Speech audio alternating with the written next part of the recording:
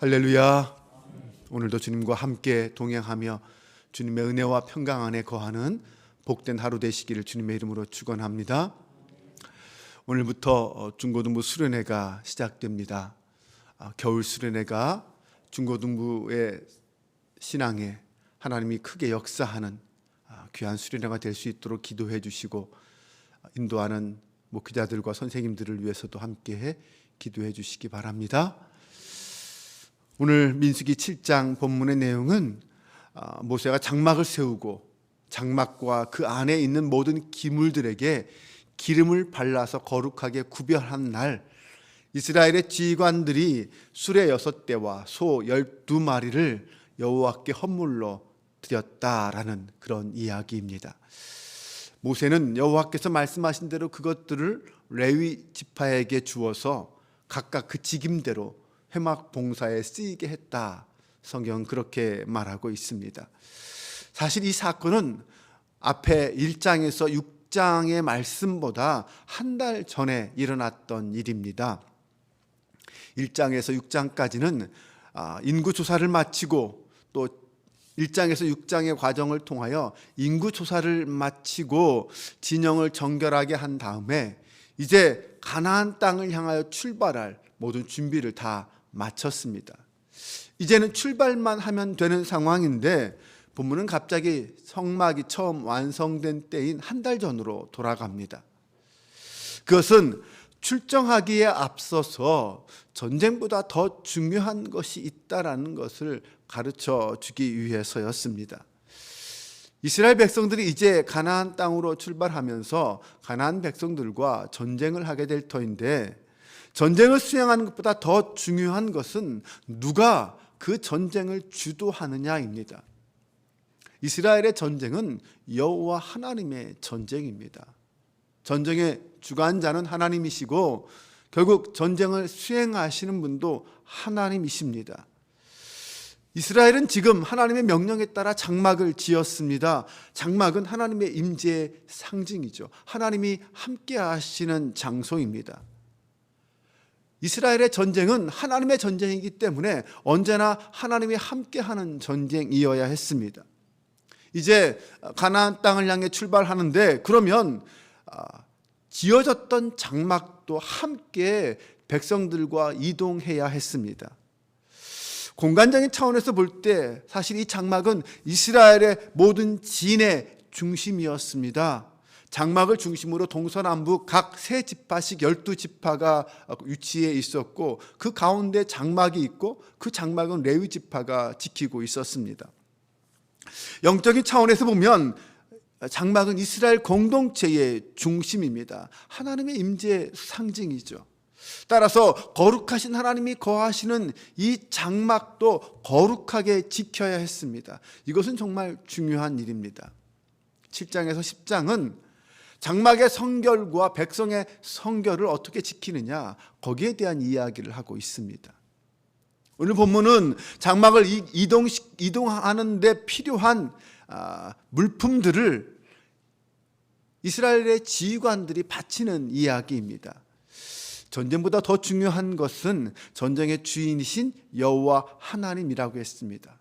즉 여호와 하나님이 함께 하시는 전쟁이냐, 그렇지 않은 전쟁이냐는 정말 차이가 있습니다.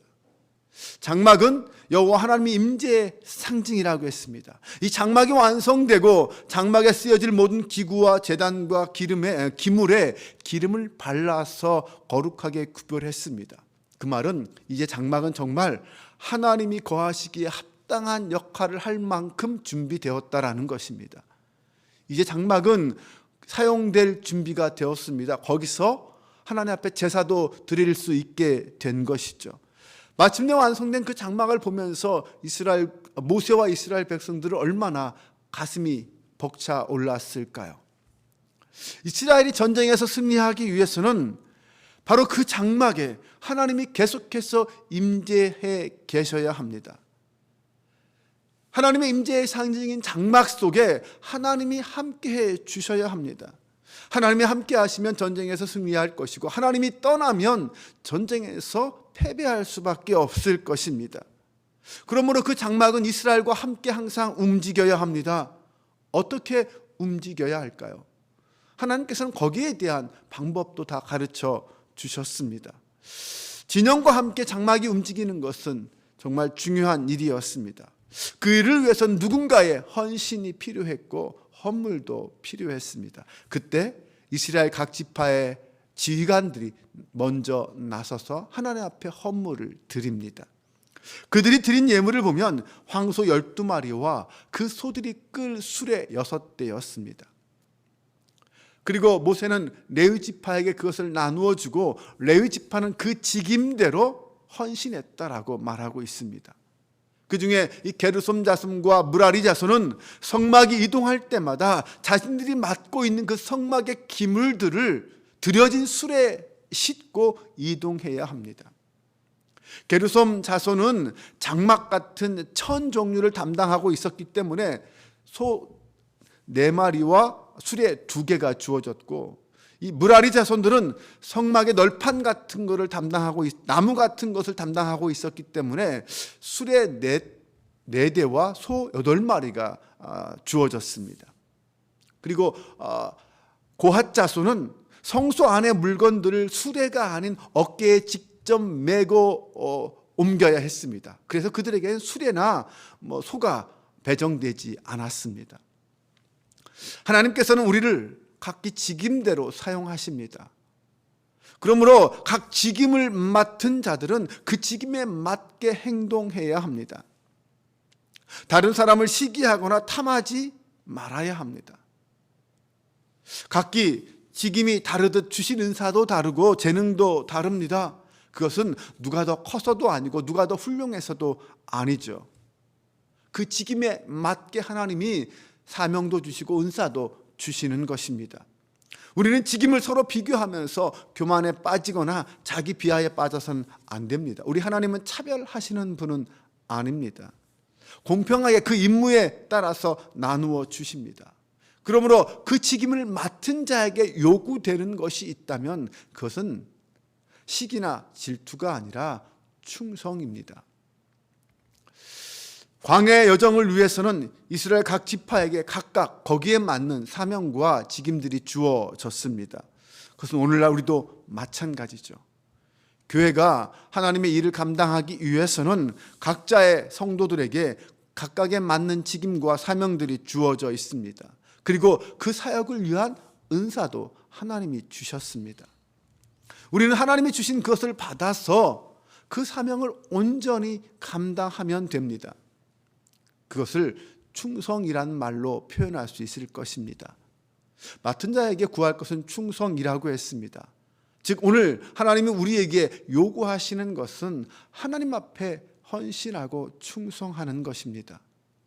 사랑하는 여러분, 오늘 우리에게 주어진 각각의 직임은 무엇입니까? 내가 맡은 하나님 앞에서의 사역은 무엇일까요? 그리고 나는 그 직임과 그 사역에 얼마만큼 충성하고 있습니까? 온전한 충성을 하나님께 드리고 있을까요? 오늘도 주어진 나의 삶의 자리에서 이 세상을 바라지 않고 세상에 충성하지 않고 내 욕망에 충성하지 않고 오직 나를 부르시고 나를 택하신 하나님과 동행하며 그 하나님께 충성하는 것, 이것이 오늘 우리에게 주어진 삶의 목표가 아닐까요? 오늘도 하나님이 우리를 부르셨습니다. 하루의 생명을 허락해 주셨습니다. 거기에는 분명 하나님의 은혜가 있고 뜻이 있다고 믿습니다.